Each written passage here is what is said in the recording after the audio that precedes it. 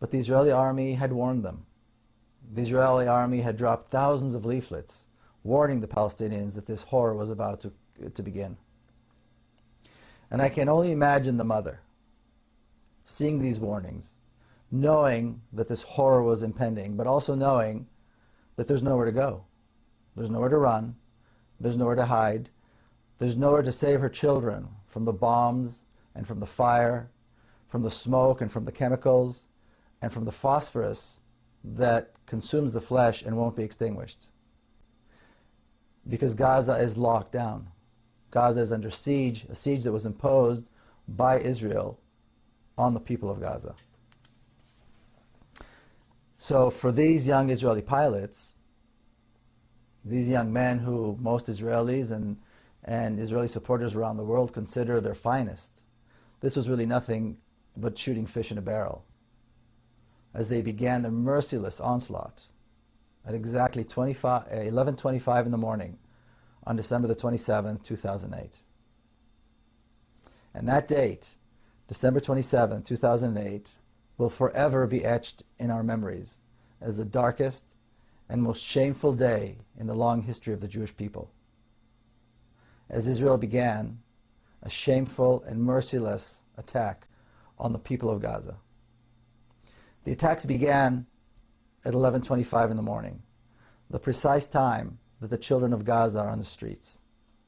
Between 11 and 11:30, children of Gaza are either on the way to school or on the way home from school, as that is the time that the two shifts of the school day change. Now the Israeli supporters who come to the vigils, who always maintain that they support Israeli brutality, their claim is that Israel had the right to defend itself, but Israel's actions were justified because Israel was defending itself against the onslaught of rockets that were being shot into Israel by Hamas militants out of Gaza. Thousands and thousands of rockets that were designed to harm Israeli citizens. Now, I know a thing or two about these rockets. I recall sitting on a Saturday afternoon with my family and my children in a kibbutz not far from Gaza. And at one point, we heard those rockets flying overhead. And we heard the sirens and the warning signs. And we all had to run into the protective rooms that were built for that. And it was frightening. Only last December, I visited the kibbutz again, and a Qassam rocket fell by the kindergarten on the kibbutz while the children were present and were outside. There was shattered glass everywhere. Children were hurt. They were bleeding. Some of the children had to be hospitalized. Some of the children were in shock. It was horrible. I went and I walked and I saw the hole in the ground created by the rocket, the size of a large soccer ball. And then I remembered what a crater that is created by a one-ton bomb looks like. It's the size of a city block. Children aren't scratched and they're not in shock as a result of that. They're decimated. They are burnt. They choke from the fumes and they are buried in the rubble. Now, multiply that by 100, and then again, and then again. And remember, or keep in mind, that Gaza is one of the most densely populated areas in the world. Yet, Israeli supporters will justify this. Many Jewish people will recall the story in the book of Genesis, chapter 18, where God decides to destroy the city of Sodom because they were sinners. And the patriarch Abraham, the shared patriarch of Jews and Arabs, chastises God and says to him, "Wilt thou also destroy the righteous with the wicked? Perhaps there be 50 righteous in the city." You see, Abraham is chastising God. And God promises that if he finds 50 righteous people, he will spare the city. Well, in Israel, there is no Abraham today. And no Palestinians are righteous in the eyes of the Israelis. And as we know, the 800,000 children of Gaza were not spared this horror. You know, I'm often accused of being one-sided and of not mentioning Palestinian terrorism and the suffering that Israelis have to go through. So I'm going to touch on that right now. As my father said decades ago, when a larger power rules a smaller nation, some form of violent resistance is to be expected. And as for my own family's brush with terrorism, in our case, it drove all of us to engage with the Palestinians and to reach out. And the same thing happened to me personally. And again, I want to quote a passage from my book, The General's Son. Then, in the fall of 1997, disaster. My niece Madar was killed by Palestinian suicide bombers in Jerusalem. Several hours later, there we were, driving along the road to the cemetery. Police escorted our procession on motorcycles, making way for vans carrying the devastated family members of another Jewish casualty. As we got out of the van, someone approached and asked me to carry the small coffin. My heart felt far heavier than the heartbreakingly slight weight on my shoulders. Israelis and Palestinians, family members and friends, famous leaders and ordinary people, all came to give eulogies and to express their sorrow at this unspeakable loss. Smadar, my niece, was laid to rest near my father, her grandfather, in a small hilltop cemetery just outside Jerusalem. To this day, my sister Nurit cannot forgive herself for leaving her baby girl out alone in the cold, damp ground. But when my sister did come out to greet the mourners, the thousands who came to mourn, she did not ask for retaliation. She did not talk about revenge.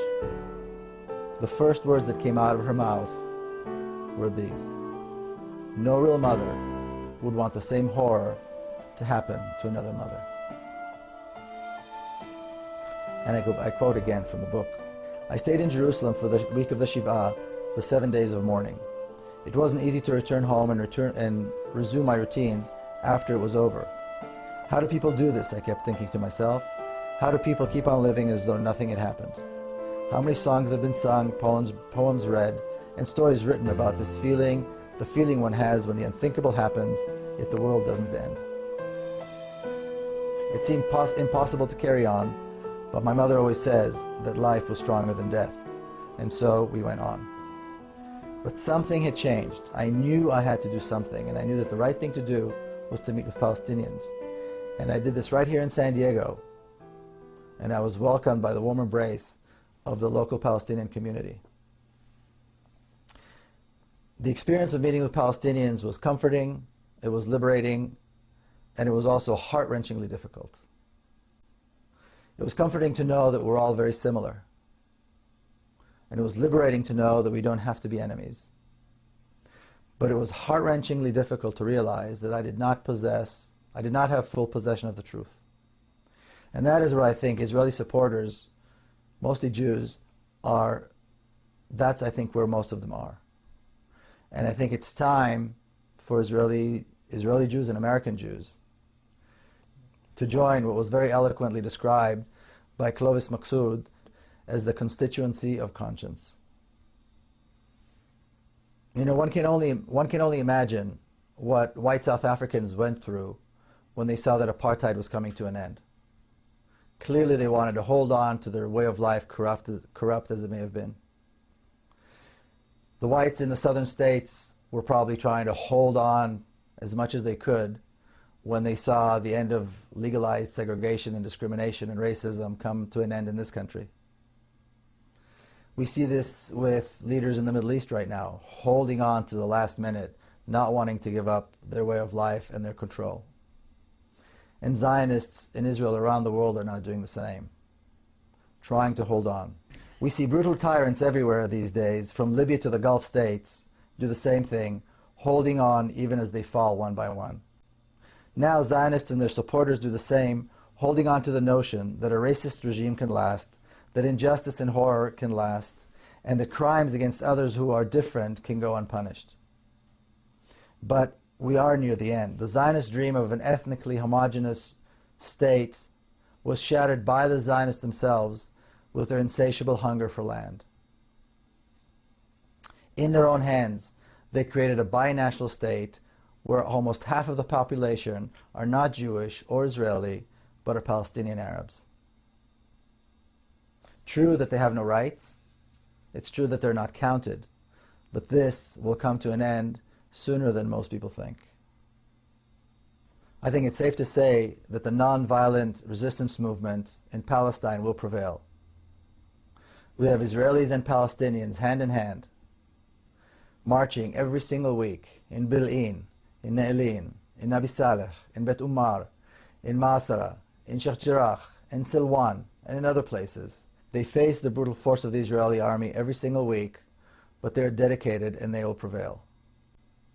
And the dedication of these people is the reason that people like myself who believe in justice and democracy are optimistic. In Nabi Saleh, another beautiful spot in the West Bank where settlers have made their ugly mark, Israeli reservists, clumsy and armed to the teeth, are faced with the undaunted courage of mothers and their children who just want the settlers and the army out of their villages and out of their lives. It seems surprising that Israeli soldiers, young men and women who are raised on what is seemingly in a democratic society, are willing to enforce this brutal occupation, because they do it very willingly and they do it very brutally. But what we need to realize that the Zionist education system taught these young men and women that Palestinian life is worthless. So for those people who do want to associate themselves with Israel and with Zionism and drape themselves in the Zionist flag, the flag that has come to symbolize intolerance, hate, racism, and brutality, they can feel free to do so. But they need to know this, that when the trials begin and the tribunals take their place, and when the Truth and Reconciliation Commission begins its work, and they're finally shamed into admitting that they were wrong, they need to remember to go down on their knees and beg forgiveness from the people they so blatantly wrong.